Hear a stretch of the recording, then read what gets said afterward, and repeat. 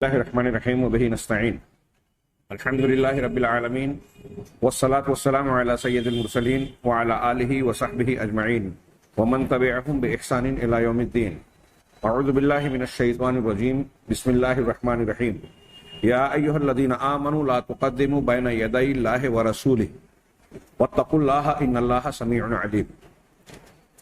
محترم حاضرین، شبہات کے فتنے کے تحت گزشتہ درس میں ہم نے اس بات پر گفتگو کی تھی کہ بعض نیک دل دعات طالبان علم اپنی کم علمی، بھولے پن، ناتجربہ کاری اور دور اندیشی کی کمی کی بنیاد پر کچھ ایسے فتوے صادر کر دیتے ہیں جسے منافقین، مخالفین لے اڑتے ہیں اور اپنے باطل افکار اور انحرافات کو لوگوں میں عام کرنے کا ذریعہ اور بہانہ بناتے ہیں. ایسے لوگوں کی جو ناعاقبت اندیشی یا ان کی ناتجربہ کاری کی بنیاد پر اس طرح کی کاروائیاں ہوتی ہے، اس ضمن میں صاحب کتاب نے دو تین باتوں کا ذکر کیا. ایک تو یہ کہ شریعت میں سد الذرائع، جو شریعت کے تمام احکامات کا ایک چوتھائی حصہ ہے، ایسے لوگ اس کو نظر انداز کرتے ہیں. وہ دین میں جواز کے پہلو نکالتے ہیں، ناجائز کو جائز بنانے کے راستے اور ہیلے ڈھونڈتے ہیں. دوسرا، اس ضمن میں انہوں نے تذکرہ کیا کہ موجودہ حالات میں ایسا ہوتا ہے کہ بعض لوگ بدنیتی کے ساتھ مستفتی بن کر مفتی سے فتویٰ پوچھتے ہیں اور اس انداز میں پوچھتے ہیں کہ مفتی کو اس کے برے مقاصد اور نتائج کا علم نہیں ہو پاتا اور وہ ایسے فتوے صادر کر دیتا ہے جسے بنیاد بنا کر یہ مستفتی اور غلط نیت کے لوگ جو ہے بہت ساری غلط چیزوں کو، شکوک و شبہات کو، شریعت کے احکامات میں تبدیلی کو لوگوں میں پھیلانے کی کوشش کرتے ہیں اور ایسے فتووں کے مقاصد برے ہوتے ہیں. چنانچہ اس کے ذریعے سے حق کو باطل اور باطل کو حق بنایا جاتا ہے. یہ دوسرا پہلو جو ہم نے پچھلے درس میں جانا تھا. اس کے بعد ایک تیسری چیز بیان کر رہے ہیں کہ بعض لوگ شرعی احکامات کے سلسلے میں تعویلات سے کام لیتے ہیں. تعویل دو قسم کی ہوتی ہے، ایک صحیح بھی، ایک غلط بھی. ہم جو لفظ تفسیر اور تشریح کے معنی میں استعمال کرتے ہیں، تعویل کا لفظ بھی لگ بھگ اسی معنی میں استعمال ہو سکتا ہے، متقارب ہے. لیکن کچھ تعویلات صحیح ہوتی ہیں، کچھ غلط ہوتی ہیں. جو غلط ہوتی ہے ان کو تعویلات فاسدہ کہا جاتا ہے. یہاں ہم جس عبارت کے سے گزرنے والے ہیں، علامہ ابن قیم رحمہ اللہ کی ایک لمبی عبارت انہوں نے نقل کی اور اپنی اس بحث کا خاتمہ کیا. کہہ رہے کہ علامہ ابن قیم رحمہ اللہ تعویلات فاسدہ کی خطرناک نتائج پر گفتگو کرتے ہوئے، جس کو بنیاد بنا کر لوگ بدعات، خرافات اور حرام چیزوں کو جائز بنانے کی کوشش کرتے ہیں، اس کا خطرناک پہلو پیش کرتے ہوئے علامہ ابن قیم رحمہ اللہ نے بیان کیا. وہ کہتے ہیں وَيَكْفِي الْمُتَأَوِّلِينَ، میں عبارت کا ترجمہ کروں کہ اللہ اور اس کے رسول کے کلام کی فاسد اور غلط تعویلات کرنے والوں کے لیے ایسی تعویلات جس پر وہ اللہ کا کلام اور رسول کا فرمان وارد نہیں ہوا اور نہ ہی اللہ کے کلام کا وہ معنی ہوتا ہے، اس کا احتمال موجود ہوتا ہے. نہ اللہ کے کلام کا وہ معنی ہے، نہ رسول اللہ صلی اللہ علیہ وسلم کی حدیث کا وہ معنی اور مطلب ہوتا ہے جو یہ تعویل کرنے والا کر رہا ہے. ہاں، تو ان کے لیے برائی اور قباحت کے لیے صرف اتنی بات کافی ہے کہ انہم قالوا برأیہم علی اللہ، کہ انہوں نے اپنی رائے اور اپنے دماغ سے اللہ تبارک و تعالیٰ پر بات باندھی، اپنی رائے کو اللہ پر، ہم اپنی زبان میں کہیں کہ تھوپ دیا، اللہ کی طرف منسوب کر دیا.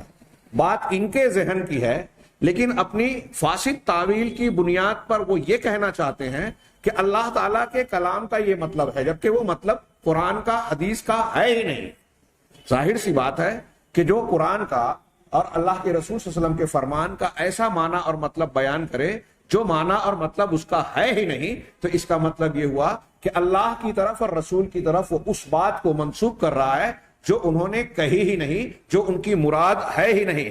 وقدموا آراءهم على نصوص الوحی، ایسے لوگ جو یہ تعویلات فاسدہ سے کام لیتے ہیں، انہوں نے اپنی آراء کو اللہ تبارک و تعالیٰ کی وحی کے نصوص پر مقدم کر دیا، جس کو میں نے ابھی قرآن کی آیت پڑھی سورہ حجرات کی، پچھلے درس میں بھی گزری تھی، یا ایھا الذین آمنوا لا تقدموا بین یدی اللہ ورسولہ، اے ایمان والو اللہ اور اس کے رسول سے آگے نہ بڑھو، ہاں ان سے آگے نہ بڑھو، اپنی رائے کو ان کی بات پر آگے نہ بڑھاؤ، ہاں واتقوا اللہ، اللہ تعالیٰ سے ڈرتے رہو۔ یہ اللہ سے ڈرنے کی بات ہے، چھوٹا موٹا معاملہ نہیں ہے کہ آپ اللہ اور اس کے رسول کی بات کے مقابلے میں اپنی چلائیں، ان کی بات پر اپنی بات کو تھوپیں، ان کے معنی، ان کی باتوں کے معنی اور مطلب بیان کرنے کے لیے وہ معنی اور مفہوم پہنا دیں جو اللہ کے کلام اور رسول صلی اللہ علیہ وسلم کے فرمان میں ہے ہی نہیں۔ چنانچہ ان کی یہ تعویلات فاسدہ کرنے والوں کے لیے یہی بات کافی ہے کہ انہوں نے اپنی رائے سے اللہ کے کلام کو، اپنی رائے کو اللہ کے کلام پر تھوپا اور اپنی آراء کو وحی کے نصوص پر مقدم کیا، اور اسے اپنی رائے کو، اپنی بات کو اللہ اور اس کے رسول کے کلام کا معیار قرار دیا، کسوٹی بنا دیا کہ اس پر تولا جائے۔ اگر وہ یہ جو چیز کر رہے ہیں، اگر وہ یہ جان جائیں کہ اپنی تعویلات فاسدہ کی وجہ سے وہ شر اور فساد کا کون سا دروازہ کھول رہے ہیں، اسلام کی کیسی شاندار عمارتوں کو منہدم کر رہے ہیں، اور کیسی کیسی بندشوں کو جو اللہ اور رسول کی جانب سے لاگو کی گئی ہیں، ان بندشوں کو توڑ رہے ہیں، پناہ گاہوں کو تباہ کر رہے ہیں، اگر وہ یہ جان جاتے ہیں تو ان کو جاننے والا جو شخص جان جائے گا، اس کا آسمان سے زمین پر وہ گر پڑے، یہ اس کے نزدیک زیادہ محبوب ہوتا اس کے مقابلے میں کہ وہ ایسی حرکت کرنے کی جرات کرے۔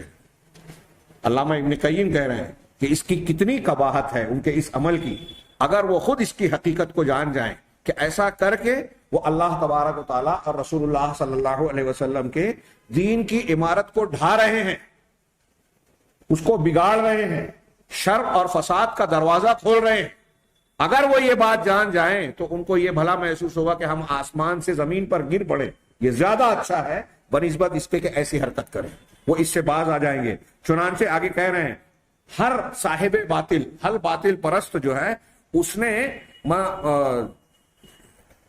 تعویل کرنے والوں کی تعویل کو اپنے باطل کے لیے عذر بنا لیا۔ دنیا میں روئے زمین پر جتنے بھی لوگ اللہ اور رسول کا نام لے کے غلط کام کرتے ہیں، اللہ اور رسول کو ماننے کا دعویٰ بھی کرتے ہیں، ایمان کا دعویٰ بھی کرتے ہیں، اور غلط بھی کرتے ہیں، شرک، بدعت، خرافات، منحرف افکار، جدید افکار و خیالات کو اور شکوک شبہات میں مبتلا ہو کر دین کی مخالفت کرنا، الحاد و زندقت کو قبول کرنا، جتنے بھی باطل پرست ہیں، علامہ ابن قیم کہہ رہے ہیں کہ انہوں نے اپنے اس باطل کو تعویل کرنے والوں کی تعویل کو کی بنیاد پر جائز قرار دیا، اس کو معیار بنایا، اپنے باطل کو، اپنے غلط کو صحیح بتانے کے لیے تعویل کرنے والوں نے جو تعویل کی اس کو بنیاد بنایا۔ وقال ما الذی حرم، اور وہ کہتا یہ ہے کہ کون ہے جس نے ہمارے اوپر تعویل کرنے کو حرام قرار دیا اور تمہارے لیے جائز کر دیا۔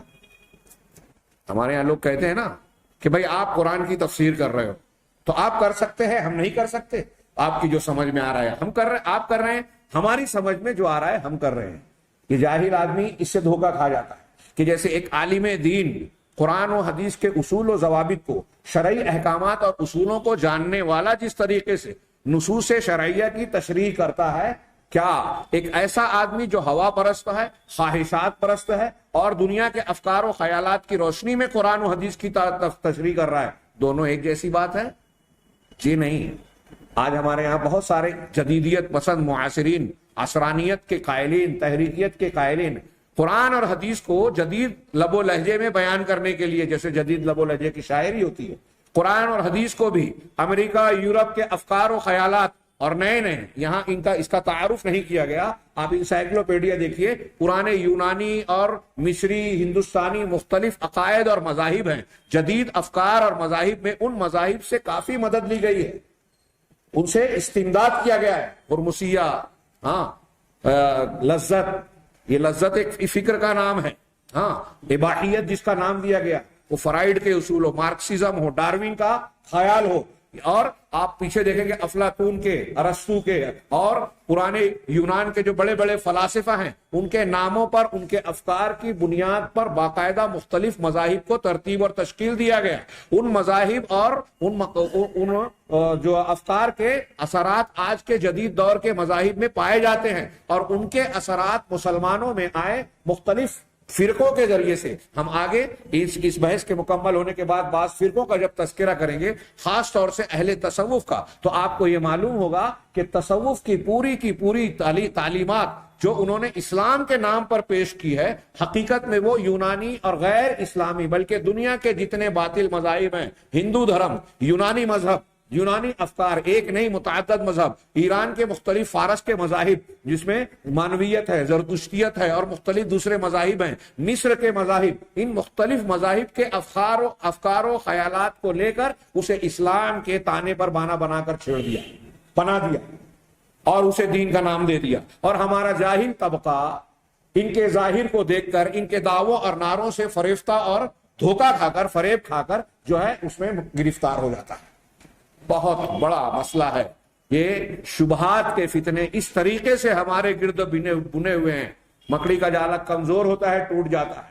ہاں، ہمارے جن لوگوں کے پاس علم کی کمی ہے، جہالت ہے، بھولا پن ہے، وہ گہرائیوں کو، دینی عقائد کو حقیقت میں جانتے نہیں ہیں، صحیح منہج سے واقفیت نہیں رکھتے، وہ مکھی سے زیادہ کمزور ہو کر ان جالوں میں پھنس جاتے ہیں اور اپنی متاع ایمان کو گنوا بیٹھتے ہیں۔ یہ کوئی چھوٹا موٹا معاملہ نہیں ہے، انتہائی سنجیدہ معاملہ ہے، اور ہر چہار جانب سے بلکہ شش جانب سے اسلام اور مسلمانوں پر حملہ ہو رہا ہے، خاص طور سے ان کے عقیدوں کو نشانہ بنایا جاتا ہے۔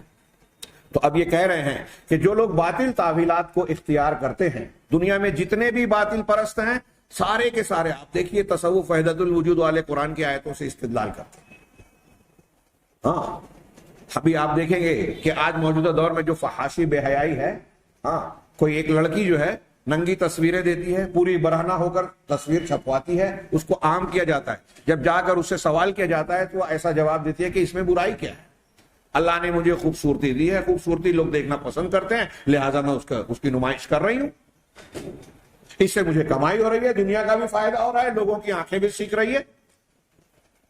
ہاں، آزادی کے نام پر آوارگی کو ہوا دی جا رہی ہے۔ حکومتوں میں قانون بن گیا کہ اگر کوئی سرے راہ چلتے چلتے لوگوں کی نگاہوں کے سامنے اگر بوس و کنار کر رہا ہے تو وہ کوئی گناہ نہیں کر رہا ہے۔ اگر آپ کھڑے ہو کر دیکھ رہے ہیں تو یورپ کے ملکوں میں یہ جرم ہے، آپ کا دیکھنا قابل گرفت ہے، ان کا یہ کرنا قابل گرفت نہیں ہے۔ ایسی کتنی باتیں بیان کی جائیں، تو یہ غلط صحیح کیسے ہو گیا؟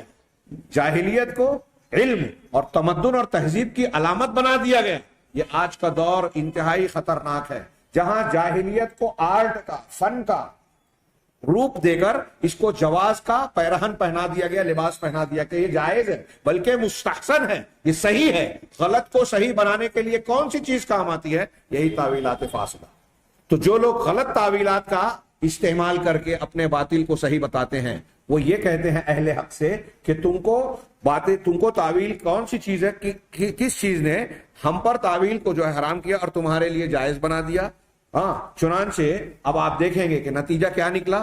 اس تعویل کے راستے کو جب کھولا گیا، فتأولت الطائفة المنکرہ للمعاد نصوص المعاد، چنانچہ قیامت اور آخرت کا انکار کرنے والے گروہ نے نصوص معاد، قیامت سے متعلق جتنے نصوص قرآن و حدیث میں ہیں، ان سب کی تعویل کر دی کہ ان کا یہ معنی نہیں ہے کہ اللہ دوبارہ زندہ کرے گا، واقعی میں حساب کتاب لے گا، واقعی میں میزان عمل قائم ہوگا، لوگوں کے اعمال پیش ہوں گے، جنت اور جہنم کا معاملہ ہوگا۔ نہیں، ایسا نہیں ہے۔ ایسے کتنے لوگ ہیں، میں صرف اشارہ کر دوں، ہمارے ہاں یہ بہائی فرقہ یہود کے تعاون سے پوری دنیا میں آج پھیل رہا ہے۔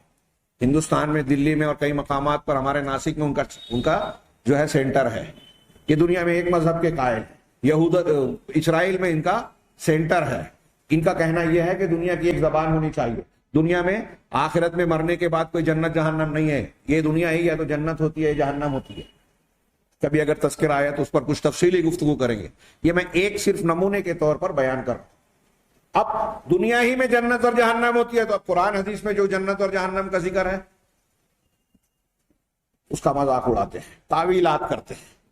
ہاں تو بہت سارے منکرین آخرت نے آخرت سے متعلق قرآن حدیث کے نصوص کی تعویل کر دی، اور ان کی تعویلات علامہ ابن قیم کی عبارت چل رہی ہے اور آخر تک چلے گی.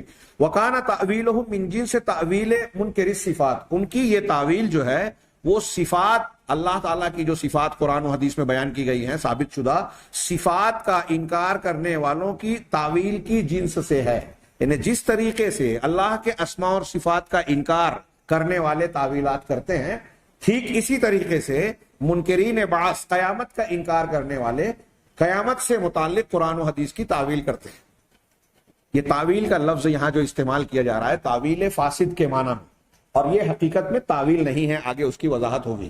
یہ تحریف ہے. علامہ ابن ابی العز رحمہ اللہ نے، یہ جن لوگوں نے گمراہیوں کے مذاہب اختیار کیے، جہمیہ، قدریہ، معتزلہ، جبریہ، اشاعرہ، کلابیہ، عقیدے کے سلسلے میں فلسفہ اور منطق اور عقلیت کی بنیاد پر گمراہی کے راستوں پر چلے گئے، ان کا تذکرہ کرتے ہوئے شرح العقیدہ طحاویہ میں ایک جگہ بڑا پیاری باتیں لکھی. اس میں انہوں نے کہا کہ جب بھی باطل پرست اپنے باطل کو لوگوں میں رائج کرنا چاہتے ہیں، لوگوں میں پھیلانا چاہتے ہیں، عام کرنا چاہتے ہیں، وہی بحث یہاں ہے، جب بھی وہ عام کرنا چاہتے ہیں تو اپنی تحریف کو تعویل کا نام دیتے ہیں. حقیقت میں یہ تحریف ہے، یعنی قرآن حدیث کے معنی اور مفہوم کو ان کے مقام سے ہٹا دینا، وہ معنی اور مطلب پہنا دینا جو اس کا معنی اور مطلب ہے ہی نہیں. یہی تعویل فاسد کا بھی ہم نے ذکر کیا ابھی شروع میں، ابتدائی درس کے ابتدا میں. تو تحریف کو تعویل کا نام دیتے ہیں، کیوں؟ تاکہ لوگوں میں رائج ہو، لوگ اس کو قبول کریں، لوگ اس سے دھوکہ کھائیں. اگر کوئی آدمی آپ کے سامنے قرآن کی کوئی تشریح کرے اور یہ کہے کہ یہ قرآن کے معنی کو بدل کر میں بیان کر رہا ہوں، تو کوئی بھی ایمان والا یا کوئی بھی مسلمان اسے قبول کرے گا کیا؟ نہ صرف یہ کہ قبول نہیں کرے گا، بلکہ پیش کرنے والے کے خلاف جو کاروائی کر سکتا ہے کرے گا کہ یہ اللہ کے کلام کو بدل رہا ہے.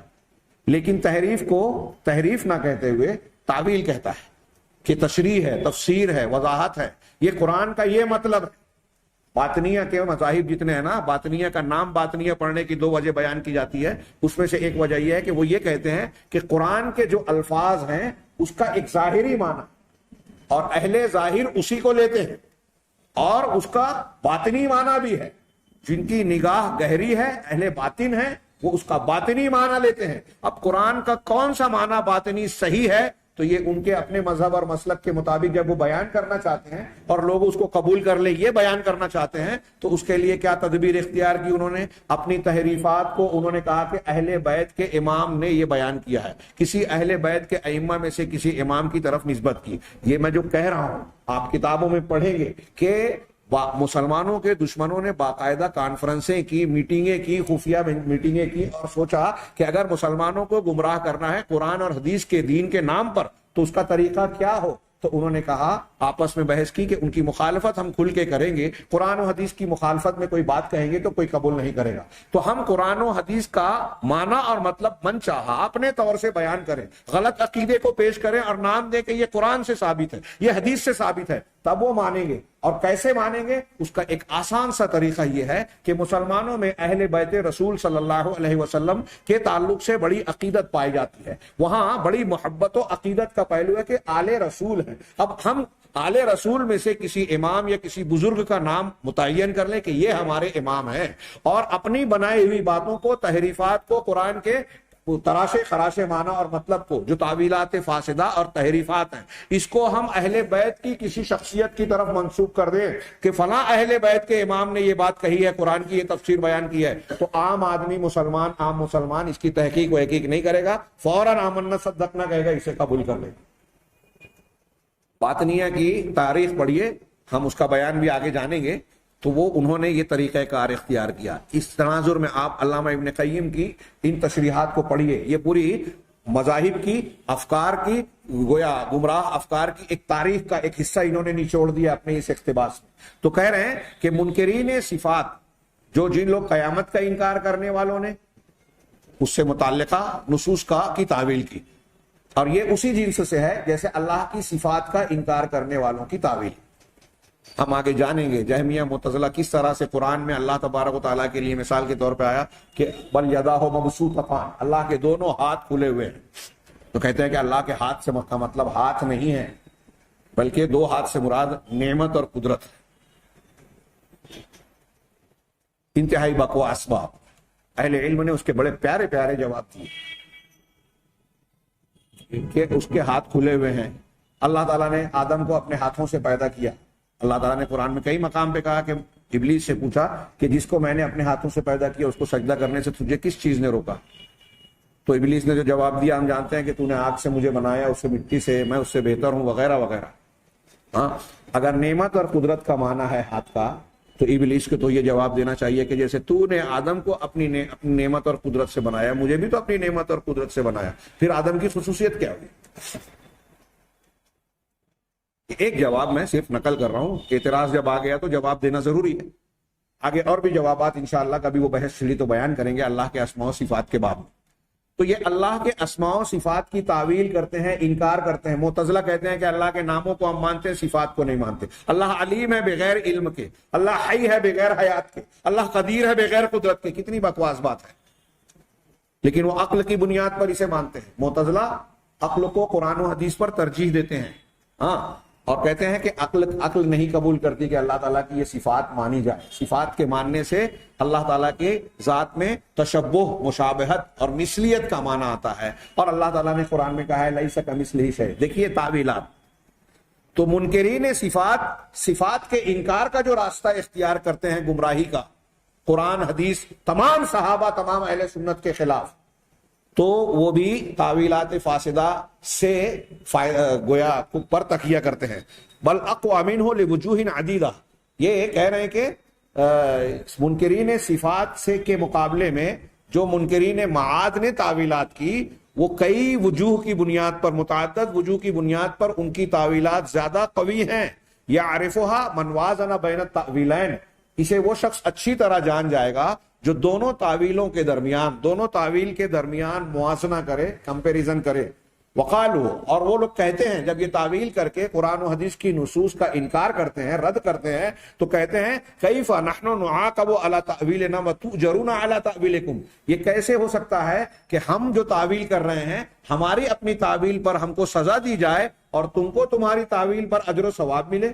آپ قرآن حدیث کی تشریح اور تفسیر کر رہے ہو تو ثواب ملے، ہم جو تعویل کر رہے ہیں اس پہ گناہ ملے، یہ کیسے ہو سکتا ہے؟ درمیان میں کچھ عبارت چھوڑنے کے بعد انہوں نے پھر کہا وَكَذَلِكَ فَعَالَتِ الرَّافِضَةُ فِي أَحَادِيثِ فَضَائِلِ الْخُلَفَاءِ الرَّاشِدِينَ وَغَيْرِهِمْ مِنَ الصَّحَابَةِ رضی اللہ عنہم، کہہ رہے ہیں کہ ایسا ہی عمل اختیار کیا رافضیوں نے، شیعوں نے، خلفائے راشدین کی فضیلت میں آنے والی، فضائل میں آنے والی آیات اور احادیث کے سلسلے میں، اور صحابہ کرام ان کے علاوہ دوسرے صحابہ کرام جو ہیں ان کی فضیلت میں آنے والی نصوص کے بارے میں۔ اب رافضیوں کا عقیدہ کیا ہے؟ انہوں نے عقیدہ بنا لیا، ایک بنیاد بنائی دین کو بگاڑنے کے لیے کہ سب سے اہم امامت ہے، دین کا سب سے اہم مسئلہ امامت ہے۔ امامت اللہ کے رسول کے بعد حضرت علی کا حق تھا، اب حضرت علی کی اس حق کو ابوبکر صدیق، عمر فاروق، عثمان غنی نے چھین لیا، اور اس میں صحابہ نے ان کی تائید کی۔ اس حق کو چھیننے کی وجہ سے یہ تینوں اور ان تینوں پر بیعت کرنے والے سارے صحابہ کرام مرتد ہو گئے، نعوذ باللہ۔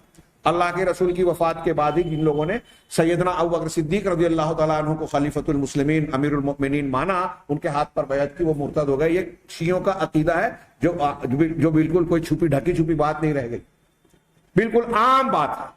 چند انگلی پر گنے جانے والے صحابہ کو مستثنا کر کے تمام صحابہ کو یہ مرتد کہتے ہیں۔ اب صحابہ کو مرتد کہہ دیا، خلفائے راشدین کو، ابوبکر صدیق، عمر فاروق کو نعوذ باللہ کافر مرتد کہہ دیا۔ ان پر اس سے پہلے میں نے بیان کیا، ہاں، تصویر کے ساتھ میں ایران میں ابو لولو فیروز حضرت عمر فاروق کو شہید کرنے والے کی قبر کو بہت بڑے مزار، زیارت گاہ کی شکل دے دی گئی ہے، بہت بڑا گیٹ ہے، شاندار گیٹ، اس کی تصویر میرے پاس کتاب ہے، موجود ہے، میں نے خلد آباد کی تقریر میں اس کو بیان کیا اور دکھایا تھا۔ اس میں کتبہ لگا ہوا ہے، اللہ کی لعنت ہے طاغوت پر، اللہ کی لعنت ہے جبت پر، طاغوت پر، اللہ کی لعنت ہے ناسل پر، نعوذ باللہ من ذالک۔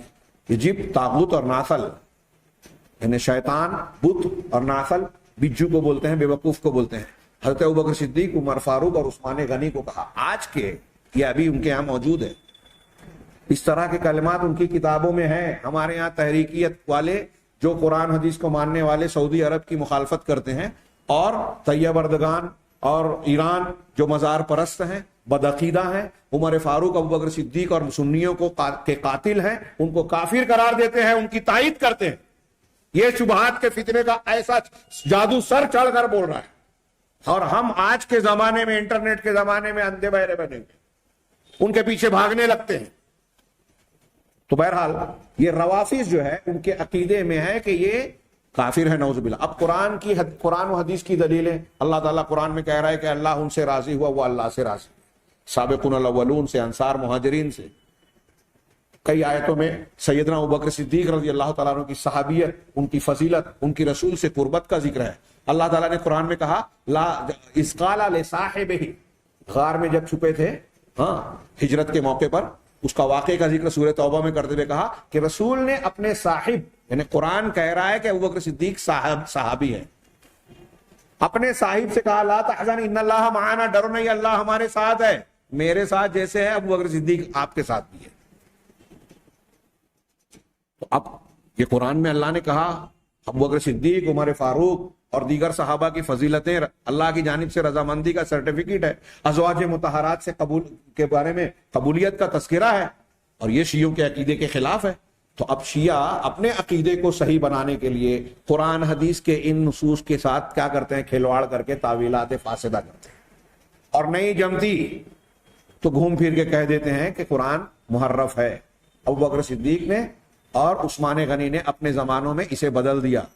یہ لوگ چھپاتے ہیں. ابھی وسیم رضوی نام کا جو خبیث ہے، جس نے ابھی اعلان کیا، اور ابھی ایسی خبر میں نے پڑھی کہ کچھ آیتوں کو حذف کر کے اس نے قرآن کی اشاعت کی، کورٹ میں پٹیشن داخل کی قرآن کے خلاف. اس نے اپنے بیان میں یہ باتیں کہی جو میں کہہ رہا ہوں کہ ابوبکر صدیق اور عثمان غنی نے اپنے اپنے زمانے میں قرآن کو جو قریش کے لغت پر اور اکٹھا کیا نا، قرآن مفقود نہیں ہوا تھا، حفاظت کے لیے ایک انتظام کیا. تو یہ کہتے ہیں کہ اپنے اعتبار سے انہوں نے تبدیل کر دیا، کچھ چیزیں بدل دی. اور شیعوں کے ہاں 1 2 5 7 8 10 نہیں. بعض اہل علم نے بیان کیا کہ شیعوں کی امہات الکتب میں، ان کی بنیادی کتابوں میں 5000 سے زیادہ روایتیں ہیں جو یہ کہتی ہیں کہ قرآن میں ہر طرح کی تحریف ہوئی ہے. تقدیم، تاخیر، کمی، زیادتی، الفاظ کا بدل دینا، ہر 5 قسم کی تحریفات ہوئی ہیں. 5000 سے زیادہ روایتیں. اسی لیے عبدالشکور فاروقی حنفی لکھنؤ کے تھے، شیعوں کے رد میں بڑے، ان کی کتاب ہے شیعہ اور قرآن، پڑھیے اس کو، بازار میں اویلیبل. وہ کہتے ہیں کہ کوئی شیعہ نہیں ہو سکتا اگر وہ یہ نہ مانے کہ یہ قرآن محرف ہے، تبدیل شدہ ہے.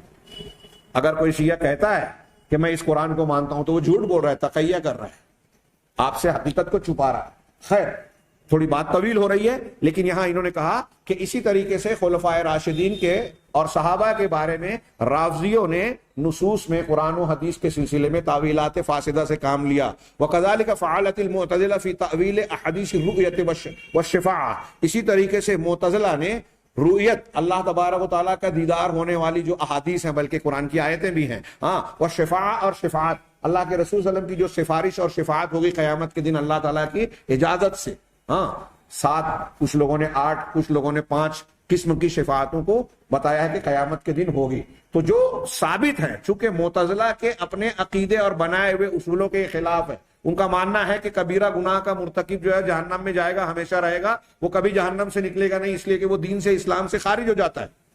لہذا ایسے لوگوں کے لیے سفارش کا سوال ہی نہیں پیدا ہوتا. لیکن قرآن و حدیث میں شفاعت کا ذکر ہے اہل توحید کے لیے، لہذا ان نصوص کی یہ تعویل کرتے ہیں. اللہ تبارک و تعالیٰ کا دیدار ہوگا جنتیوں کے لیے، قرآن میں بھی ہے اور حدیثوں میں بھی ہے. ان حدیثوں کو چونکہ وہ نہیں مانتے کہ اللہ کا دیدار ہوگا، اگر اللہ کو دیکھیں گے تو اللہ تبارک و تعالیٰ تو ہماری آنکھ کے دائرے میں آ گیا. عقل نہیں مانتی، اللہ کا کوئی احاطہ نہیں کر سکتا. رؤیت کی بات جب آئے گی انشاءاللہ ہم گفتگو کریں گے. بعض علماء نے اس کا ایک چھوٹا سا جواب، ہلکا سا عقلی، کہ آسمان کو آپ دیکھتے ہیں، ہم اور آپ جتنے بیٹھے ہیں آسمان کو دیکھتے ہیں نہیں دیکھتے؟ دیکھتے ہیں. کیا پورا آسمان دیکھتے ہیں؟ ہماری آنکھ آسمان کا پورا احاطہ کرتی ہے، آسمان کی پوری حقیقت کو جانتی ہے؟ آسمان تو ایک مخلوق ہے. اگر ساتوں آسمان کرسی میں ڈالے جائیں تو جیسے ایک ڈھال میں 7 آسمان 7 انگوٹھیوں کی طرح ہے، اور کرسی کو اللہ کے عرش میں رکھا جائے تو عرش ایسے ہوگا جیسے ایک میدان میں ایک انگوٹھی ڈالی گئی ہے، یہ روایتوں میں ہے، اور اللہ عرش سے بڑا ہے، عرش اللہ کی سب سے بڑی مخلوق۔ تو اب اس پر یہ عقلی دلیلیں اور عقلی طور سے بات چلے گی، ہاں اللہ کا دیدار کریں گے، اللہ کا احاطہ نہیں ہوں گے، دیدار الگ چیز ہے، احاطہ الگ چیز ہے۔ وَلَا يُحِيطُونَ بِشَيْءٍ مِّنْ عِلْمِهِ إِلَّا بِمَا شَاءَ۔ ہاں بہرحال وہ بھی ایک الگ بحث ہے۔ تو یہ لوگ رویت اور شفاعت سے متعلق جو حدیثیں ہیں معتزلہ اس کی تعویل کرتے ہیں ان کے عقیدے کے خلاف۔ اسی طریقے سے قدریہ جو تقدیر کا انکار کرتے ہیں، اور کچھ ایک طبقہ ہے جو تقدیر کو ہی سب کچھ مانتا ہے، انسان کو مجبور مانتا ہے، وہ جبریہ ہے، ان کی ضد۔ تو قدریہ جو ہیں وہ تقدیر کی نصوص کا انکار کرتے ہیں، اس کی تعویلات کرتے ہیں۔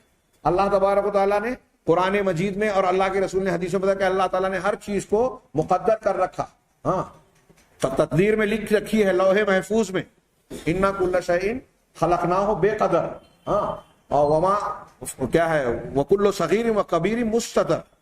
ہاں یہ جو مختلف آیتیں قرآن کی ہیں، ہاں سورہ حدید کی آیت، سورہ حج کی آیت اور مختلف مقامات پر، تو ان کی تعویل کرتے ہیں، تعویلات فاسدہ، کہ ان کا عقیدہ صحیح ہو جائے اور قرآن و حدیث کی جو ثابت شدہ بات ہے وہ رد ہو جائے۔ وَكَذَلِكَ الْحَرُورِيَّةُ وَغَيْرُهُم مِّنَ الْخَوَارِجِ فِي النُّصُوصِ الَّتِي تُخَالِفُ مَذَاهِبَهُم۔ اسی طرح خوارج میں جو حروریہ کہلاتے ہیں اور دوسرے جو فرقے ہیں وہ ایسی نصوص کی تعویل کرتے ہیں جو ان کے مذاہب کے خلاف ہے، تفصیل بعد میں۔ اسی طریقے سے کرامتہ اور باطنیہ، ان لوگوں نے وادی کو جو ہے بستیوں کو وادی سے بھر دیا، یہ ایک محاورہ استعمال کیا، یعنی انہوں نے دین کا پورا معاملہ ملیا میٹ کر دیا، وَتَأَوَّلَتِ الدِّينَ كُلَّهُ، اور پورے دین کی تعویل کر ڈالی۔ یہ کرامتہ اور باطنیہ، میں نے ابھی ان کا تذکرہ کیا تھا کہ قرآن کے ظاہری الفاظ بھی ہوتے ہیں، باطنی بھی، اور ہمارے یہاں اکثر صوفیہ یہ بیان کرتے ہیں، ہاں مولانا روم صاحب کا بڑا نام لیتے ہیں لوگ، ہاں اور دوسرے بڑے بڑے لوگوں کا لوگ بڑی عقیدت سے ذکر کرتے ہیں، ان کے عقائد یہ سب موجود ہیں ان کے عقیدوں میں۔ یہ لوگ یہ کہتے ہیں کہ ہم لوگ، غالباً ان میں جو شبلی ہے اس کا قول ہے، وہ کہتا ہے کہ وقفنا کیا ہے خذنا فی بحر وقف الانبیاء بساحل، ہم ایسے سمندر میں غوطہ لگاتے ہیں کہ انبیاء کرام اس کے ساحل پر ہی کھڑے رہ گئے۔ ہمارے پاس گودا ہے، مغز ہے، ان کے پاس چھلکا ہے جو قال اللہ قال رسول کہتے ہیں۔ قرآن حدیث کو جاننے والے چھلکے والے ہیں، ہمارے پاس مغز ہے، ان کے پاس ہڈی ہے، ہمارے پاس گوشت ہے، گودا ہے۔ یہ کون کہتا ہے؟ صوفیہ، ان کی کتابوں میں لکھا ہوا ہے۔ ابن عربی، ابھی ہم اس کا تعارف آگے پڑھیں گے، کہ برملہ اس کی کتابوں میں لکھا ہوا کہتا ہے کہ میرا استاذ ابلیس ہے، فرعون ہے، اور ہم ان کو بزرگ مانتے ہیں۔ ہمارے ہاں اصحاب جبہ و دستار اس کو شیخ اکبر کہتے ہیں۔ کفریہ باتیں کرنے والے کی آپ لوگوں میں عوام میں تعریف کرو گے تو اس کی گمراہیوں کو لوگ صحیح سمجھیں گے نا، یعنی آپ گمراہیوں کو بڑھا رہی ہے۔ شبہات کے فتنے کا بہت خطرناک پہلو ہے، انتہائی زبردست، اسی لیے میں نے اس کو چاہا تھا کہ قدر تفصیل سے گفتگو ہو۔ چنانچہ ان لوگوں نے دین کو پورا کا پورا ملیا میٹ کر دیا، پورے دین کی تعویل کر ڈالی ان باطنیہ نے، کرامتہ نے، اور ان کے ان افکار و خیالات کو صوفیوں کے ذریعے سے اسلام میں مسلمانوں میں راہ ملی ہے۔ فاصلو، علامہ ابن قیم کہتے ہیں، فاصل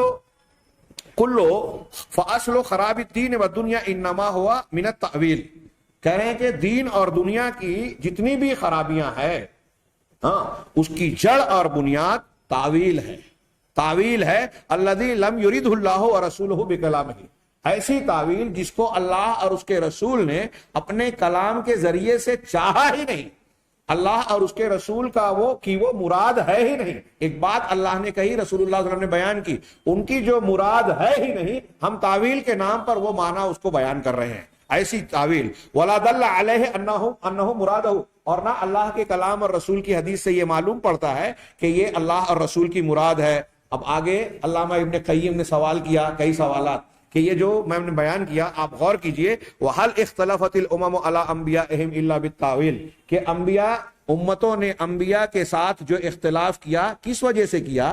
صرف تعویل کی وجہ سے. وَهَلْ وَقَعَتْ فِي الْأُمَّةِ فِتْنَةٌ كَبِيرَةٌ أَوْ صَغِيرَةٌ إِلَّا بِالتَّعْوِيلِ. کہہ رہے ہیں کہ اس امت میں کوئی بڑا فتنہ یا کوئی چھوٹا فتنہ پیدا ہوا ہو، شبہات کے فتنے ہو، شہوات کے فتنے ہو، یا کوئی لڑائی جھگڑا اور آپس کے خوریزیاں ہو، جو بھی فتنہ پیدا ہوا ہو وہ صرف اور صرف تعویل کی وجہ سے پیدا ہوا. فَمِن بَابِهِ دَخَلَ إِلَيْهَا. چنانچہ یہ فتنہ امت کے لوگوں کے پاس، امت کے درمیان داخل ہوا تو تعویل کے دروازے سے ہی داخل ہوا. اور علامہ ابن قیم آگے کہتے ہیں کہ مسلمانوں کے خون جو فتنوں میں بہائے گئے خود مسلمانوں کے ہاتھوں سے، کس وجہ سے؟ صرف تعویل کی وجہ سے. وَلَيْسَ هَذَا مُخْتَصًّا بِدِينِ الْإِسْلَامِ فقط. علامہ ابن قیم کی عبارت جاری ہے، وہ کہتے ہیں کہ یہ صرف دین اسلام کی وجہ سے صرف نہیں ہے، فقط دین اسلام کا معاملہ نہیں ہے، بلکہ جتنے بھی رسولوں کے ادیان ہیں، جتنے پرانے پیغمبر اور رسول گزرے ہیں، ان کے دین کو جو بدلا گیا، بگاڑا گیا، تو کہہ رہے ہیں کہ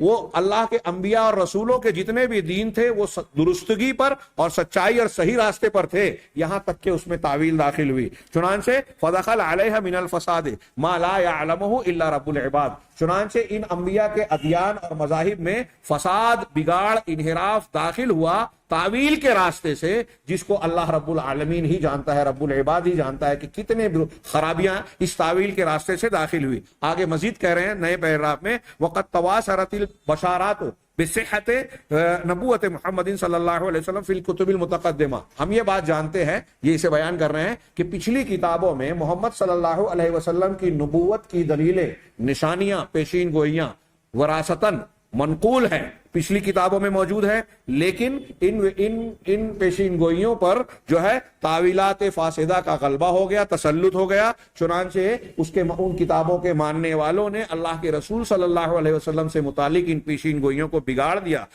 جیسا کہ اللہ کے رسول اللہ تبارک و تعالیٰ نے قرآن مجید میں خود یہ بات بتائی ہے کہ انہوں نے تحریف، تبدیل اور کتمان سے کام لے کر اپنی کتاب کو بدل دیا. تین باتیں، تین لفظ استعمال کیا، تحریف، تبدیل اور کتمان. تینوں کی تشریح خود انہوں نے کی کہ تحریف سے میری مراد کیا ہے. فالتحریف و تحریف المعانی بالتأویلات. تحریف کا مطلب یہاں تحریف سے مراد میری یہ ہے کہ تعویلات فاسدہ کے ذریعے سے معنی اور مطلب بدل دینا، اللہ کے کلام کے معنی اور مطلب کو بدل دینا تعویل کے نام پر، یہ تحریف ہے. اور تبدیل کیا ہے؟ وہ تبدیل ہو ایسی تعویل جس کو بولنے والے نے چاہا ہی نہیں، یعنی اللہ تبارک و تعالیٰ کے کلام سے وہ مراد تھا ہی نہیں، اللہ تعالیٰ نے اس کو چاہا ہی نہیں، وہ معنی پہنا دینا، یہ تحریف ہے جس کو تعویل کا نام دیا گیا. اور دوسرے تبدیل سے مراد جو ہے یہ ایک لفظ کو دوسرے لفظ سے بدل کر، جیسے مثال دیتے ہیں مفسرین کہ ان سے کہا گیا تھا حتتن، کہہ کر شہر میں داخل ہو تو انہوں نے کہا حبتن فی خردل، کیا ہے؟ حنتتن فی سنبلتن.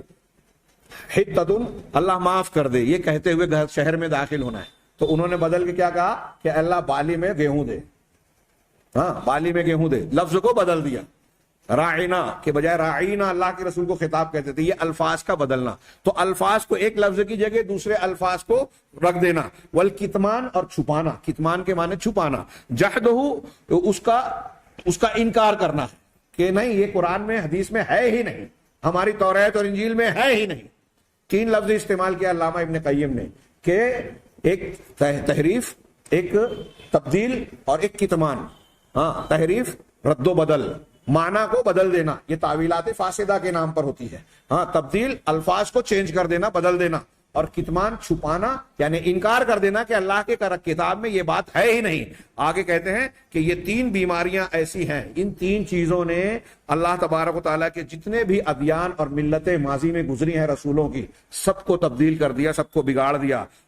جب آپ مسیح علیہ الصلوۃ والسلام کے دین پر غور کریں گے تو پائیں گے کہ نصارہ، عیسائی لوگ جو ہیں وہ اس نصرانیت کو بگاڑنے میں تعویل کے راستے سے داخل ہوئے، اور بہت شاید علامہ ابن قیم کہہ رہے ہیں کہ شاید آپ کو نصرانیت کے علاوہ کوئی دین ایسا نہ ملے جس میں اتنے زیادہ بڑے پیمانے پر تحریف اور تبدیلی کی گئی جتنی نصرانیت میں کی گئی. 4 انجیل کو انہوں نے مقبول مانا, اور یہ 4 نہیں تھی, کئی 100 اناجیل ہو گئی تھی, ان میں سے 4 کو منتخب کیا گیا. کیسے منتخب کیا گیا اس کے لیے الگ الگ کہانیاں لوگ بیان کرتے ہیں, اور بعض کہانیاں تو ایسی ہیں کہ سن کر ہنسی آتی ہے کہ ٹیبل پر سب کو ایک جگہ رکھ دیا گیا ساری اناجیل کو, اور اس کو ہلایا گیا, 4 گر گئی, 4 کو مان لیا. یہ ایک روایت ہے, ایسی اور بھی کئی روایتیں. تو یہ کہہ رہے ہیں کہ کسی بھی دین میں اس طریقے سے تبدیلی نہیں پائیں گے آپ ممکن ہے جس طرح عیسائیوں نے نصرانیت کو تبدیل کیا. وَدَخَلُوا إِلَىٰ ذَلِكَ من باب التاویل, ان تحریفات کے طرف وہ کہاں سے داخل ہوئے؟ تعویل کے باب سے. وَكَذَلِكَ زَنَادِقَةُ الْأُمَمِ, اسی طریقے سے جو مختلف امتوں میں زنادقہ گزرے ہیں. زندیق کی جمع زنادقہ, زندیق کا ترجمہ ہم بے دین بددین اللہ اور اللہ کا انکار کرنے والے کے معنی میں کرتے ہیں, لیکن زندیق کا اصل معنی وہ ہوتا ہے جو ہم منافق کے لیے استعمال کرتے ہیں, ظاہر میں کچھ باطن میں کچھ. تو بہرحال بے دین بددین, یہ جتنی امتوں کے جتنی قوموں کے زندیق اور بددین لوگ ہیں, انما تطرقوا الى افساد دیانات الرسل علیہم الصلاۃ والسلام بالتاویل, وہ سب کے سب رسولوں کے دین کے اندر فساد اور بگاڑ پیدا کرنے میں جو داخل ہوئے وہ تعویل کے راستے اور دروازے سے ہی داخل ہوئے. ومن بابہ دخلوا, اسی کے دروازے سے داخل ہوئے, اسی کی بنیاد پر اپنی عمارت قائم کی, اور اسی کے نقطے پر انہوں نے اپنے سارے جو ہے نقشے کو بنایا. وعلی نقطہ خطوا, اسی نقطے کی بنیاد پر انہوں نے اپنا نقشہ بنایا. یعنی وہ جو دین مذہب بددینی کی شکل میں اختیار کیے ہوئے ہیں سب کے سب تعویلات فاسدہ کے نام پر اور اس کی بنیاد پر. آگے مزید کہتے ہیں علامہ ابن قیم, والمتأولون اصناف عدیدہ, اب جو لوگ تعویل کرتے ہیں ان کی بہت ساری قسمیں ہیں. جیسا ان کے تعویل پر ابھارنے والی وجہ ہوتی ہے ویسی ان کی تعویل کی شکل و صورت اور نوعیت ہوتی ہے. ان کی فہم جیسی ان کی عقل و فہم ہے, اور ان کے عقل و دماغ میں جتنی تیزی ہے, اسی طریقے سے باطل تعویل میں گھسنے کا ان کا جیسا جذبہ اور خیال ہے, ان کی جیسی نیت ہے, ان کے قصد اور نیت اور فہم کی بنیاد پر ان کی تعویلات کی قسمیں الگ الگ ہو گئی. انہیں لوگوں کے عقل و دماغ کی صلاحیتیں الگ ہے, مقاصد الگ ہیں, حالات اور مقتضیات الگ الگ ہوتے تھے. تو اس اعتبار سے جن جن لوگوں نے ادیان کو بدلا, ان میں تعویلات کی, ان کے مقاصد اور ان کے فہم و دانش کے اعتبار سے تعویلات کی قسمیں الگ الگ ہوئیں. چنانچہ علامہ ابن قیم کہہ رہے ہیں, چنانچہ جس کا مقصد جتنا زیادہ برا ہوا اور جس کی فہم اور سمجھ جتنی زیادہ کوتاہ اور کمزور ہوئی, چنانچہ اس کی تعویل اتنی زیادہ منحرف رہی, انحراف کے اعتبار سے اتنی زیادہ سخت رہی.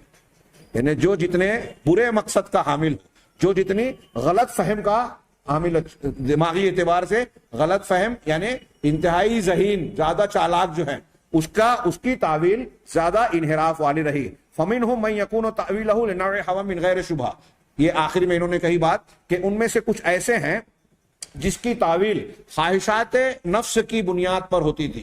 اس تعویل میں کوئی شبہ نہیں ہوتا تھا, بلکہ حق کی بصیرت اور حق کی جانکاری کے باوجود تعویل کی گئی.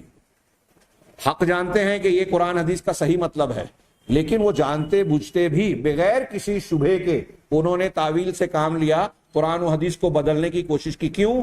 خواہشات نفس کو, اپنے دنیا کے مقاصد اور نفس کی خواہشات کو پورا کرنے کے لیے. ومنہم, اور ان میں کچھ ایسے ہیں جن کی تعویل میں کسی قسم کا شبہ ہے جو ان کو پیش آیا, اس شبہ کی بنیاد پر حق ان پر مخفی رہ گیا. جو کل کے درس میں بحث ہو رہی تھی کہ بعض لوگ تعویل کرتے ہیں تو اس وجہ سے کہ ان کو سچائی اور حق سمجھ میں نہیں آیا, اس لیے وہ لوگ غلط فہمی کے شکار ہو گئے. تو کچھ لوگ شبہ کی بنیاد پر تعویل میں پڑ گئے, حق ان پر واضح نہیں ہو سکا. ومنہم من یجتمع لہ الامران, کچھ ایسے بھی ہیں جن کے لیے دونوں باتیں اکٹھا ہو گئی ہیں. امران, الہوا فی القصد, یعنی قصد اور نیت کے اندر خواہش بھی ہے, ہوا پرستی اور خواہش نفس ہے, اور علم کے اندر شبہ بھی ہے. ایسے بھی بہت سارے لوگ گزرے ہیں. مستشرقین میں, کفار مکہ میں اللہ تبارک و تعالیٰ نے یہود کے بارے میں کہا کہ یہ لوگ آپ کو اور اس کلام کو ایسے ہی حق جانتے ہیں جیسے اپنے بیٹے کو یعرفونہ کما یعرفون ابناءہم. یہ اللہ کے رسول صلی اللہ علیہ وسلم اور قرآن کو جس طرف ضمیر پھیرے اس طرح پہچانتے ہیں جیسے اپنے بیٹے کو پہچانتے ہیں کہ یہ وہی رسول ہے جس کی پیشین گوئی ہماری کتابوں میں ہے. ان کے بڑے بڑے علماء جانتے تھے, مانتے تھے, پھر بھی مخالفت کرتے تھے جانتے ہوئے بھی. تو کچھ علم رکھتے ہوئے تعویل کرتے ہیں، حق کی مخالفت کرتے ہیں، کچھ بغیر علم کے، کچھ کے یہاں دونوں چیزیں موجود ہوتی ہیں۔ نتائج التاویل، یہ آخر میں انہوں نے تعویل کے نتائج بیان کیے، اور ایک لمبا اقتباس ہے، خود صاحب کتاب نے اس کو نقل کرنے کے بعد کہا کہ بے اختصار شدید، بہت شدید اختصار کے ساتھ ہم نے یہ نقل کیا ہے، یعنی بہت لمبی چوڑی عبارت کو انہوں نے بہت مختصر کر کے نقل کیا۔ وبالجملہ حاصل کلام، غرض یہ کہ دونوں کتاب والے، توریت انجیل کے ماننے والے اہل کتابین، کہا انہوں نے اہل کتابین کا جو اختلاف تھا اور اس امت کا جو اختلاف ہے 73 فرقوں کی طرف، 72 اور 73 فرقوں میں جو بٹ گئے لوگ، یہ تفرقہ کس چیز نے پیدا کیا؟ یہ فرقہ بندی کون سی چیز لائی؟ تعویل ہے۔ وَإِنَّمَا أُرِيقَتْ دِمَاءُ الْمُسْلِمِينَ يَوْمَ الْجَمَلِ وَالصِّفِّينِ وَالْحَرَّةِ وَفِي التَّدْرِ، آگے میں عبارت نہ پڑھتے ہوئے ترجمہ کروں، وقت کم ہے، اور مسلمانوں کا خون جنگ جمل میں، جنگ صفین میں، حرہ کے واقعے میں، جب مدینہ پر یا حرم پر حملہ کیا گیا، ہاں، اسی طرح ابن زبیر کے فتنے میں، اسی طریقے سے جو دوسرے فتنے ہوئے، واقعہ کربلا اور ایسے بہت سے واقعات جو مسلمانوں کے آپس کے جنگ کی شکل میں نمودار ہوا۔ علامہ ابن قیم کہہ رہے ہیں کہ یہ جتنے بھی خون مسلمانوں کے بہائے گئے ہیں، وَإِنَّمَا کہہ رہے ہیں یہ سب تعویل کی وجہ سے بہائے گئے۔ وَإِنَّمَا دَخَلَ أَعْدَاءُ الْإِسْلَامِ مِنَ الْمُتَفَلْسَفَةِ، کہہ رہے ہیں کہ مسلمانوں کے جو دشمن ہیں، ہاں، مسلمانوں کے دشمن جو اسلام اور مسلمانوں کو بگاڑ دینا چاہتے تھے، نام و نشان مٹا دینے کا مقصد رکھتے تھے، نقصان پہنچانا چاہتے تھے، وہ فلاسفہ ہوں، کرامتہ ہوں، باطنیہ ہوں، اسماعیلیہ ہوں، نصیریہ ہوں، جتنے لوگ ہیں فرقے باطل، یہ نصیریہ آج شام کا جو بشار اسد ہے اور اس کے بعد تھے، یہ نصیری فرقے کے ہیں، قالی شیعہ جو حضرت علی کے اندر اللہ تعالیٰ کو مانتے ہیں کہ حلول کر گیا تھا، ہاں، اسی طریقے سے کرامتہ، جن لوگوں نے مکہ میں حملہ کیا تھا اور حج عمرہ کرنے والے، طواف کرنے والوں کا خون بہایا تھا، وہ تفصیل کسی موقع پر آئے گی، اور وہاں سے حجر اسود کو اکھاڑ کر لائے تھے اپنے مصر میں، 19 20 سال 22 سال تک انہوں نے حجر اسود اپنے پاس رکھا تھا۔ یہ کرامتہ ہیں، یہ ہمیشہ اسلام اور مسلمانوں کو نقصان پہنچانے کے در پر رہتے ہیں، اور یہ سب شیعوں کی شاخیں ہیں، اور اس کی ایک شاخ ہمارے درمیان کام کرتی ہے صوفیوں کے نام پہ۔ یہ میں بہت ذمہ داری کے ساتھ کہہ رہا ہوں، صوفیوں کا جتنا سلسلہ ہے سب اہل بیت سے ملتا ہے، کوئی عمر فاروق ابوبکر صدیق سے نہیں ملتا۔ ہم اس کا تعارف جب پڑھیں گے تو آپ اس کو جانیں گے کہ ان کا اصلی چہرہ کتنا گھناؤنا ہے۔ اسلام دوستی کے نام پر اسلام دشمنی کے سلسلے میں ان کا چہرہ بگڑا ہوا ہے۔ تو کہا یہ باطنیہ، فلاسفہ، کرامتہ، نصیریہ، درزیہ، اسماعیلیہ، جتنے بھی فرقے ہیں، یہ تعویل کے باب سے مسلمانوں میں اور اسلام میں داخل ہوئے۔ فَمَمْ تَحَنَ الْإِسْلَامُ بِمِحْنَةٍ قَطُّ فَمَمْ تُحِنَ، اسلام کسی بھی آزمائش میں کبھی بھی گرفتار ہوا، ہاں، مگر اس کا سبب تعویل ہی رہی ہے۔ فَإِنَّ مِحْنَتَهُ إِمَّا مِنَ الْمُتَأَوِّلِينَ، تو اس کی یہ آزمائش اور یہ پریشانی جو اسلام اور مسلمانوں کو پیش آئی، وہ یا تو تعویل کرنے والوں کی جانب سے آئی، یا پھر وَإِمَّا أَن يُسَلِّطَ عَلَيْهِمُ الْكُفَّارُ، یا اس وجہ سے آئی کہ کفار، کافر لوگ ان مسلمانوں پر مسلط ہو گئے۔ ہاں، کیوں مسلط ہو گئے؟ اس چیز کی وجہ سے جو مسلمانوں نے تعویل کے نام سے قبول کی تھی، یعنی غیر مسلم کا تسلط بھی جو مسلمانوں پر ہوا، وہ مسلمانوں کی بعض تعویلات اور تعویلات کی غلطیوں کی وجہ سے ہوا۔ اس کی کئی تشریح ہے تاریخی اعتبار سے، بعض لوگوں نے غیر مسلموں کا ساتھ دیا، دروازے کھول دیے مسلمانوں کے شہروں کے، ان سے تعلق ملایا، ہاتھ ملایا، یہ جان کر کہ یہ تاتاری ان مسلمانوں سے، سنیوں سے زیادہ بہتر ہے۔ ہاں، بغداد کا دروازہ کھولا گیا اور بغداد کی اینٹ سے اینٹ بجا دی گئی، 6 لاکھ، کچھ لوگ کہتے ہیں 9 لاکھ، کچھ لوگ اور زیادہ کہتے ہیں، صرف بغداد میں مسلمانوں کا قتل کیا گیا۔ سقوط بغداد اسلامی تاریخ کا ایک بہت بڑا سانحہ کہلاتا ہے، جس سے تاریخ کا دھارا بدل دیا گیا، اور وہاں کے نہ صرف مسلمانوں کو قتل کیا گیا، ان کے خزانوں کو لوٹا گیا، بلکہ بقول مولانا ابوالکلام آزاد مسلمانوں کی لائبریریوں کے ایک ایک لفظ کو دجلہ اور فرات کے پانی سے دھو دیا گیا، ان کے علمی خزانے کو بھی برباد کر دیا گیا۔ چنانچہ مسلمانوں پر یا تو تعویل کرنے والوں کے راستے سے فساد آیا، یا پھر کفار کی جانب سے جو کفار مسلط ہوئے، اور یہ کفار مسلط ہوئے مسلمانوں کی تعویل کی وجہ سے۔ خالفوا ظاہرت تنزیل، جب تعویل سے کام لیا اور ظاہر تنزیل یعنی قرآن و حدیث جو نازل کی گئی ہیں اس تنزیل شدہ شریعت کی مخالفت کی، وتعللوا بالاباطیل، اور باطل معنی اور مفہوم کو علت کے طور پر پیش کیا کہ ہم یہ کام اس لیے کر رہے ہیں کہ اس کی وجہ یہ ہے۔ آج ہم دیکھیں جتنے لوگ غلط کام کرتے ہیں، کسی کا حصہ مارنے والے، بدعت کرنے والے، خرافات کرنے والے، عید میلاد منانے والے، شب برات کو منانے والے، جو شیعوں کے اور لوگوں کے ایجاد کردہ مذاہب بدعت کو، خرافات کو اختیار کرنے والے، سب کچھ نہ کچھ اچھی وجہ بتاتے ہیں کہ میلاد نبوی کو منانے سے اللہ کے رسول صلی اللہ علیہ وسلم کا ذکر زندہ ہوتا ہے۔ کیا ذکر رسول کا یہی طریقہ ہے؟ صحابہ نے یہ طریقہ اختیار کیا تھا؟ عام آدمی سوچتا ہے واقعی یہ فائدے کی چیز ہے، تو یہ تعویل ہی ہے، جھوٹی تعویل، غلط تعویل، گمراہ کرنے والی، باطل پرست چیز کو علت بنانا، باطل چیزوں کو علت بنا کر اس کو رائج کیا گیا۔ آگے کہہ رہے ہیں فَمَن الَّذِي أَرَاقَ دِمَاءَ بَنِي جَزِيمَ وَقَدْ أَسْلَمُوا غَيْرُ التَّاوِيلِ۔ علامہ ابن قیم کے آخری جملوں میں یہ تاریخ کے کچھ واقعات کی طرف اشارہ ہے۔ تو کون سی چیز تھی جس نے بنی جزیمہ نامی قبیلے کے خون کو بہایا جبکہ وہ مسلمان ہو چکے تھے؟ سوائے تعویل کے، تعویل کے علاوہ کوئی دوسری وجہ نہیں تھی جس نے ان مسلمانوں کا خون بہایا۔ یہ صحابہ کے دور کی بات ہے۔ 8 ہجری میں جب مکہ فتح ہو گیا تو مکہ سے قریب ہی میں ایک بستی تھی، ایک قبیلہ تھا بنی جزیمہ۔ اللہ کے رسول صلی اللہ علیہ وسلم نے خالد ابن ولید رضی اللہ تعالیٰ عنہ کا سریہ، ایک ٹکڑی دستہ بھیجا، ہاں اس میں بنو سلیم کے بھی لوگ تھے، ان کی اور بنو جزیمہ کی پرانی دشمنی تھی۔ خالد بن ولید نے ان کو قیدی بنا کر سب کے حوالے کیا، تو اس کے بعد کہا کہ یہ لوگ ان کو اسلام نہیں لا رہے تو قتل کر دے۔ انہوں نے کہا کہ ہم مسلمان ہو چکے ہیں، اس کے باوجود بنو سلیم کے ہاتھ میں جو قیدی تھے انہوں نے قتل کر دیا جبکہ وہ مسلمان تھے۔ رسول اللہ صلی اللہ علیہ وسلم کو جب اس بات کا علم ہوا، حتی رفع رسول اللہ صلی اللہ علیہ وسلم یدیہ، یہاں انہوں نے کہا کہ رسول اللہ صلی اللہ علیہ وسلم نے اپنے ہاتھوں کو اٹھایا، وتبرأ الی اللہ، اور اللہ کے جناب میں اپنی برات کا اظہار کیا کہ مسلمانوں کے قتل میں میرا ہاتھ یا حصہ نہیں ہے، میں اس سے بری ہوں۔ ہاں من فعل المتأول بقتلہم واخذ اموالہم، ان لوگوں کے فعل سے جنہوں نے تعویل کرتے ہوئے ان مسلمانوں کو قتل کر دیا تھا، ان کے مالوں کو غنیمت کے طور پر چھین لیا تھا۔ اللہ کے رسول نے ان سے جو ہے براءت کا اظہار کیا، اور یہاں ذکر نہیں ہے، حضرت علی کے ہاتھوں سے مقتول لوگوں کی دیت کے پیسے، پھر آپ نے دیت کی رقم بھیجی، چیزیں بھیجی، ہاں ان کا خوب بہا ادا کیا۔ اسی طریقے سے آگے کہہ رہے ہیں وَمَن الَّذِي سَفَكَ دَمُ أَمِيرِ الْمُؤْمِنِينَ عُثْمَانَ ظُلْمًا وَعُدْوَانًا وَأَوْقَعَ الْأُمَّةَ فِي مَا أَوْقَعَهَا فِيهِ حَتَّى الْآنَ غَيْرُ التَّأْوِيلِ، اور کون سی چیز ہے جس نے امیر المومنین عثمان بن عفان رضی اللہ تعالیٰ عنہ کے خون کو بہایا ظلم اور عدوان کے طور پر، اور امت کے اندر وہ فتنے اور پریشانیاں ڈال دی اب تک جو جاری ہے، جس کا سلسلہ جاری ہے، سوائے تعویل کے۔ سوائے تعویل کے کوئی چیز نہیں ہے جس نے عثمان غنی کا قتل کیا، جو اس کے بعد فتنوں کا سلسلہ شروع ہوا، حضرت عمر کا قتل کیا گیا۔ وَمَن الَّذِي سَفَكَ دَمَ عَلِيٍّ، اور کون سی چیز ہے جس نے حضرت علی رضی اللہ تعالیٰ عنہ کے خون کو بہایا، شہید کیا، ان کے بیٹے حسین کو شہید کروایا، ان کے اہل بیت کو، حضرت حسن اور دوسرے لوگوں کو، سوائے تعویل کے۔ تعویل کے سوا کوئی چیز نہیں تھی جس نے مسلمانوں کے ذریعے سے ان اکابر اور کبار شخصیات کا قتل کروایا۔ ہاں وَمَن الَّذِي أَرَاقَ دَمَ عَمَّارِ بْنِ یاسر وَأَصْحَابَهُ غَيْرُ التَّاوِيلِ، اور کہہ رہے ہیں تعویل کے علاوہ کون سی چیز ہے جس نے عمار بن یاسر رضی اللہ تعالیٰ عنہ اور ان کے ساتھیوں کو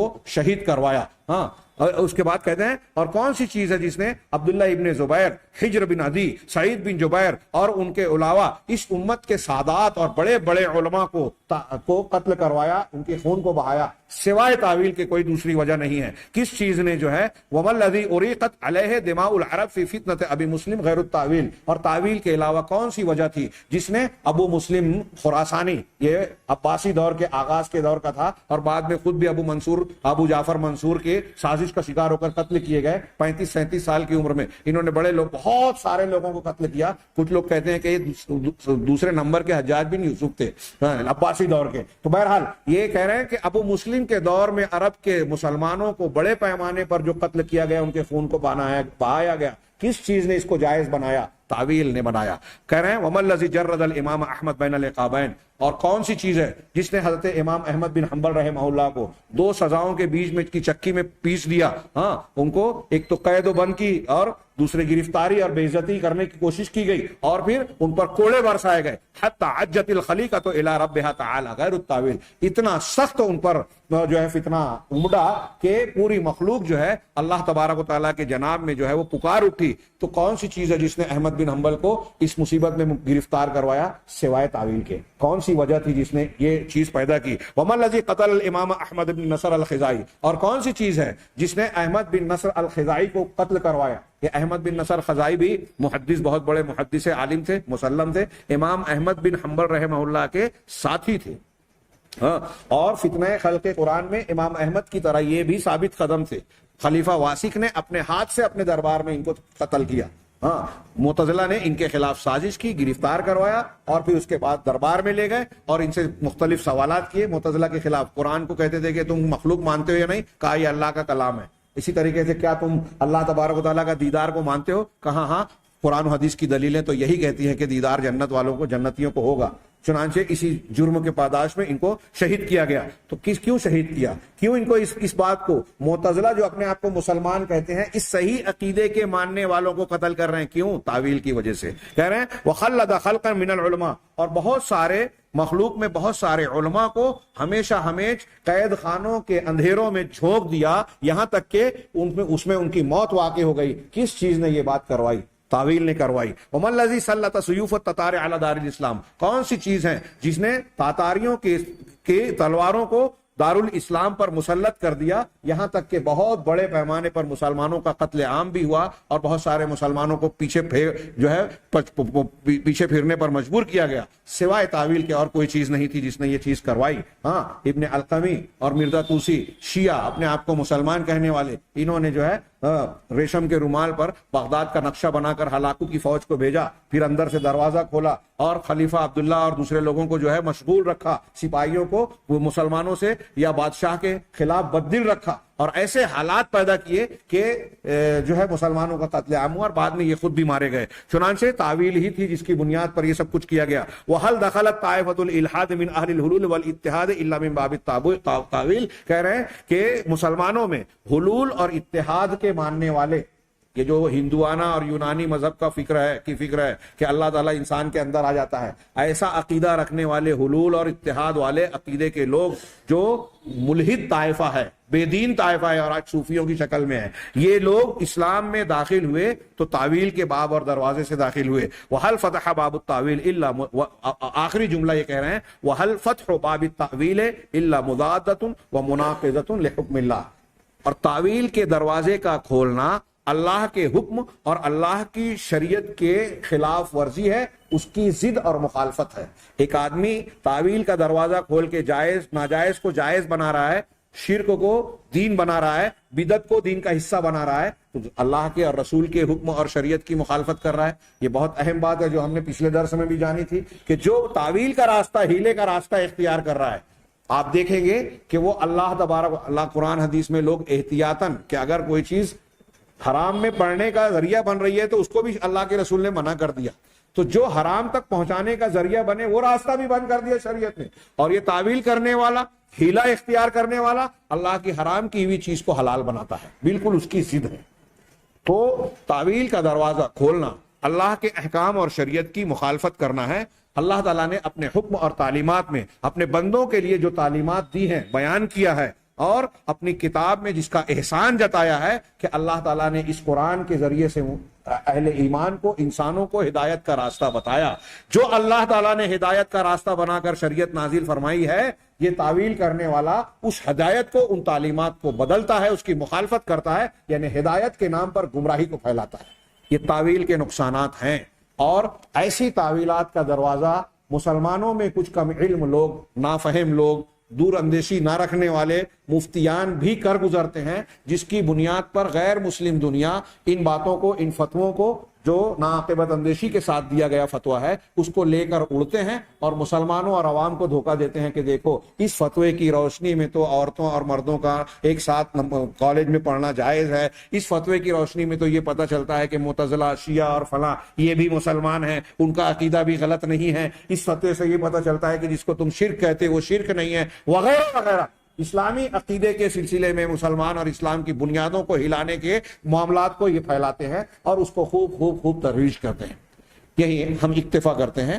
آئندہ دروس میں ہم اور فتنوں پر انشاءاللہ اس کتاب کی بحث یہاں اختتام پذیر ہوتی ہیں۔ اللہ تعالیٰ سے دعا ہے کہ وہ ہمیں صحیح دین کو سمجھنے کی توفیق عطا فرمائے اور اس کی برکت سے ہر قسم کے فتنے اور ہر قسم کی گمراہی سے محفوظ رکھے، دنیا اور آخرت میں کامیابی سے ہمکنار فرمائے۔ وآخر دعوانا ان الحمد للہ رب العالمین وصلی اللہ علی نبینا محمد۔